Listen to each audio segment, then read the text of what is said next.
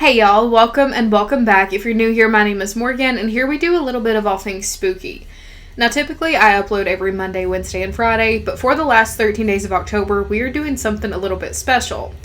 Every single day I am picking a different rule, folklore, legend, quirk of the Appalachian Mountains, and not only are we talking about it, maybe watching some clips, but I am going to be reading stories that you guys have sent in to me about just that. So with that being said, welcome to day 2 of our little series, and today we are going to be talking all about the greetings that you hear from the woods.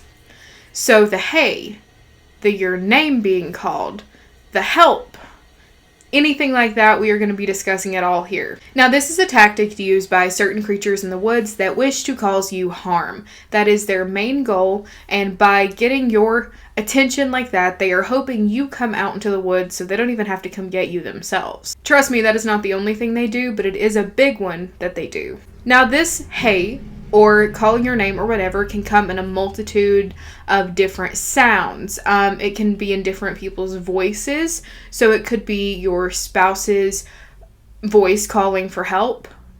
What just happened? So like I was saying, this hey or whatever can come in different voices and different sounds.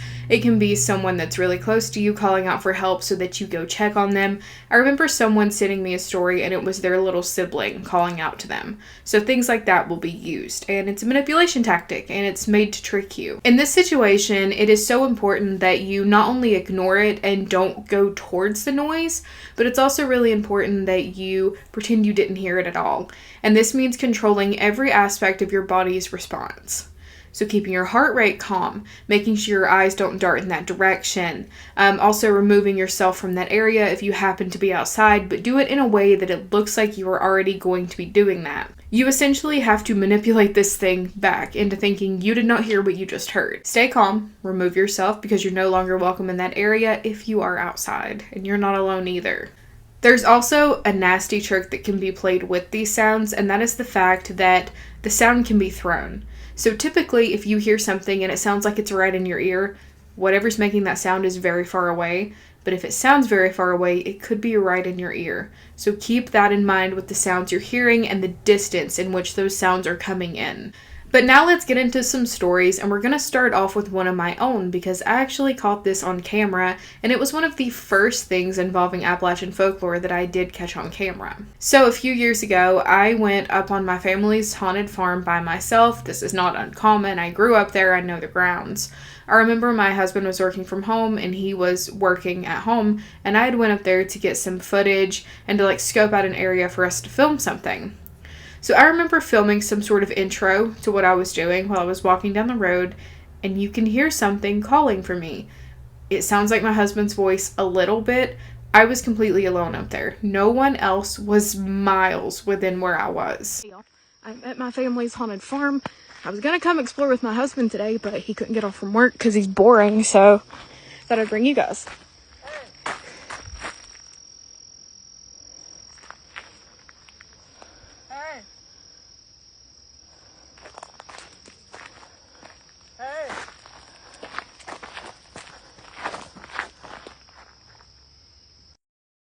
I am exploring my family's haunted farm today, and I'm not in the woods because that's freaking scary, but my husband couldn't even come today, so it's...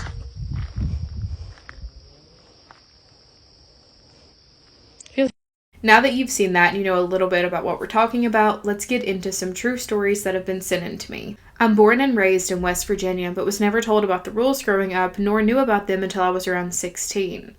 I started to get into the folklore and Appalachian mountain stories. I've always been an outside kid growing up. When I was younger, me, my parents, and friends would go tent camping all the time during summer. So I wasn't one of those kids that was scared of the dark or anything like that. I have a couple of stories that have stuck with me and make me think real hard about the stuff I've just rubbed off as a kid. Story number 1. When I was little, after dinner, I had to take a bath, and my mom wouldn't let me go back outside, so I would sit in my room and play with my toys before bed. Every night I would hear plain as day my name or hey, and sometimes it would be small sentences. Then I would go to my mom and ask what she needed, and she would always say, "I didn't yell for you." So after every night it would happen, I would just brush it off and continue playing. Sometimes it would scare me though. So then I would get up and go watch TV with my family until bedtime. I wasn't probably around the age of 6 when it started to happen, but I remember that I could hear it so plain. It sounded like someone was saying something right beside of me, and my heart would drop. It would scare me so bad, and it lasted clear up until about the age of 13. I don't know if it's normal for kids to hear voices like that, but I knew I hated it. I was talking to a friend about this the other day. I was actually on her podcast, and it's in my collaborations tab on here if you want to check it out. Her name's Taylor. She's great.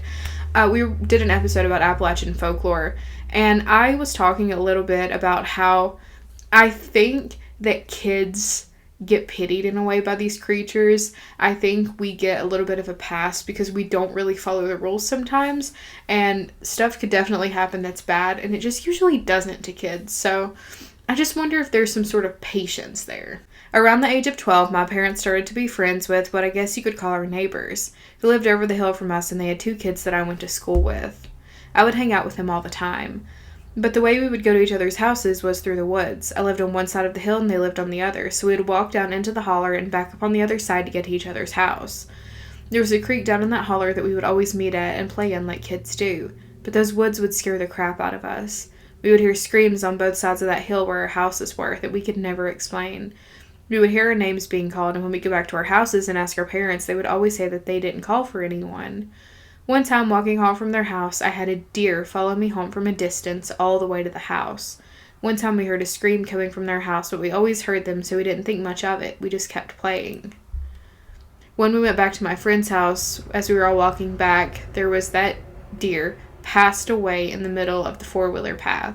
It wasn't there when we walked through, maybe 2 hours before. It was weird. The deer was already bloated like it had been there for a while, but had no blood anywhere. It just seemed like it was placed there. Sorry these are so long. I just wanted to give some backstory so everything would make sense. I hope you like these. After watching some of your ghost telling stories, I figured I would add on to this. A big thing I forgot to add is that there is a big field beside of my house, and in one of the corners of that field is a small old cemetery. It's so old that you can't even read the headstones.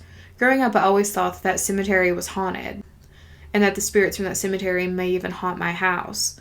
I would hear clear random noises at night, and also when my parents would leave me home alone, they would run errands or run into town, I would feel more safe outside on the porch than inside. When I was alone, that house would always give me a bad feeling. It's hard to explain. One time it was winter, so I would go outside like usual, so I was sitting in my living room, and I looked up from my phone and down the hallway.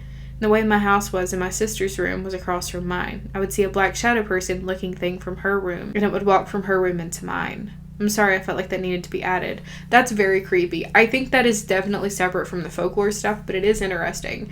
So I want to go back to the second little story they sent and talk a little bit about the deer, because that is the topic we are going to dive into tomorrow. Sometimes the deer here aren't deer at all, but it doesn't even seem like that was the case in this one. It seems like that was a deer, and it was made to be a snack and a point. So that's really interesting, and I wanted to go back and touch on that.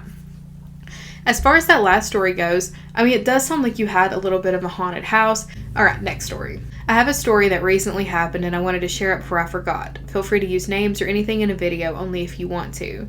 I hope it's of interest to you. Also in the story it mentions a cemetery. So I live in a village that has a large wood with a beautiful hiking trail going through it. Next to the entrance of the woods is a church cemetery. Me and my friends usually go to the cemetery to do spirit box sessions during the early hours of the morning. They were staying over at my house this particular night, and we decided to go to the church as it wasn't very far. We packed our bags with torches, food, and water, and other things we needed. Where I live has a bunch of mimic and walker stories that people will tell you about. It has similar rules to Appalachia as it was connected at one point. We heard a voice quietly going, "Hey Aaron," which is my name, but everyone else said that they heard their names. We thought, that's odd, and just went to the cemetery. When we got there, we sat in the corner of it, which was next to the staircase up to the church, as it was on a small plateau of land. We settled down into the spirit box. We didn't really get anything, so we turned it off and just sat there and spoke for a bit. We heard rustling in a nearby tree, and we thought nothing of it. It wasn't uncommon for a jackdaw or raven to be moving around. We would have assumed it was that, but we knew the bottom of our hearts that it wasn't. We heard a whistle, and we went silent. Big mistake. We looked at the tree, and I swear to God I saw a figure in the trees, but no one else did. Then we heard a thud, like a body hitting the floor thud. And then we started to hear slow, heavy footsteps, and we quickly packed our things and went to the recreation grounds. We sat in the gazebo and hung up a lantern so we could see. When we switched it on, I could have sworn I saw that figure running away from the hut because it probably would have been seen. Okay, there was a lot going on in that story. Yes, I am going to be sharing stories that aren't technically Appalachia, but were once connected to it, like the Scottish Highlands. So you will be getting a mixture of all stories because the folklore and stories are pretty similar everywhere. It's really interesting. This is absolutely freaking terrifying. I cannot imagine dealing with that. The fact that everyone heard their own name. That's the sort of mind tricks these things play on you. They mess with you. But I have never heard of that happening. That is a first for me. Alright, next story. The summer before last, my aunt had her wedding in the mountains of Tennessee. Her husband's family lived there, so she had the ceremony and reception on their beautiful land. My family, however, rented an Airbnb in the next town over. It was my family, my older sister and her husband, my uncle's family, and my grandmother staying in that house for a week. The way the house was situated is I had a room to myself that veered off from the living room. It had a door that led outside to the patio. My cousin and younger sister slept in the living room to avoid sleeping in the same room as our parents. One night, say around 2 in the morning, I heard frantic knocking coming from my bedroom door. The door had a window, and when I looked through it, I saw my cousin and younger sister hysterical by my door. I opened the door and asked them what happened. A creepy man came and knocked on the window. My sister screamed to me. Me, not knowing the rules of Appalachia, opened the curtains to take a look. I saw nothing. My cousins insisted someone was out there. I went to my mother's room to wake her up and explain to her the situation. The rest of my family woke up in the commotion, and my uncle and brother-in-law went out of the house, ensuring no one was around. My cousin and sister calmed down after that, and we all went back to our rooms to relax and go to sleep. I lay down in my twin bed, closed my eyes, and tried to fall asleep. "Hey!" I heard from the patio door. I shot up from my bed and listened. Nothing. Brushing it off as an animal in the woods, I laid back down and closed my eyes. "Hey! Hey!" I heard over and over and over. I wasn't religious at the time, but I was horrified and frozen, so I started praying. Then the tapping started. Tap, tap, over and over. I started crying, my hands locked together in my chest while whispering the words, "Please God protect me." I eventually cried myself to sleep. And then I woke up in the morning and I told my mother everything. She brushed it off as my imagination playing tricks on me. Later that day, we were at my now uncle's parents' house, and I told the story to his mom. That's when I learned all the rules of Appalachia and how I had broken every single one. Listen, it happens. It happens. If you don't know them, I get it. And you were probably just trying to protect your sister and cousin. It makes sense on why you looked. I know the rules, and I can't say I would be any different. Because what if it is a man out there that, you gotta deal with? So, I get it. I think I remember reading that story somewhere. I don't know if it was on TikTok or what, but I really liked that story. I recognized it halfway through, and I was like, I'm gonna keep going. Okay, I think we have time to read one more story. Ever since I was little, around the ages of 4 or 5, I've been followed by something that I'm absolutely certain came from that place. My grandparents had a farmhouse in the middle of nowhere. Things would happen. My parents would send me and my little sister there for a week or two at a time to visit. She and I would hear something either say, "Hey," or call my name specifically, just mine. My sister and I both heard it. My grandma heard it. I'm certain my grandfather heard it too, but if he did, he pretended he didn't. I started to actually see a couple visits later. This thing was dark and changed shapes. It didn't really have a face, and it showed up everywhere on the property. Out on a tractor overhang, on the top of the grain silo, out on the barn or behind it, at the basement stairs, in front of the living room door or on the porch, in the kitchen, or it would stand outside our bedroom doors even. Sometimes it would just peek out, and other times it would just be out in the open, like it wanted us to see it, but it just stayed really still. I was terrified of it. But because my grandpa basically blew it off, even when my grandmother mentioned it, I didn't bring it up to my folks. When I was 8 and my sister turned 6, she started seeing it too. The first time she saw it, it was standing outside, right outside of her bedroom door at the farmhouse. I'd woken up and had already been watching it from peeking out from my covers. I don't know why she woke up, but she did. I watched her sit up, look over at it, her eyes wide. She instantly threw up right in the bed, and it just disappeared. I will never forget it. Right after my grandma and grandpa came up because she started crying, but didn't say a word about it, then both of us told them what we saw. I also then told my auntie, who we will call Becky. She lives in a forested part of the Appalachian Mountains in Virginia. She said, "Stop looking at it. Don't look back. Don't talk to it. Don't even let it know you see it." It started to follow us home to my parents after that. My sister seemed to get the most sightings of it. She was terrified for a long time and told me it wouldn't leave her alone. I told my father, who was a diehard skeptic, and he said to just tell it to leave us alone. I now know that he wasn't being serious, and what I did was a monumental mistake, but that's exactly what I did. I yelled at it to leave my sister alone and go away. She never saw it after. However, it did not leave me. The activity got worse. I would still hear it call my name from different places, and I started getting night terrors and repetitive dreams. My friend's dog, while I'm over, will come over and sit at my feet, looking down my friend's only hallway, and growl. I'm now 24, and this thing has not left me alone since I was little. It's followed me everywhere. My parents' house, school, to friends' houses, to my college dorms, to work, and to now my first apartment. I hear this thing everywhere, even though I don't see it often. My friend likes for me to visit, but won't let me stay over because things happen around me. I've had blessings done, I've had professional cleansings done on both myself and my current home, and I've had contact with 2 mediums. One at a show I went to with my mother had a large crowd. The medium asked everyone to stop talking as soon as she walked in the room. She singled me out and asked me if I had experiences.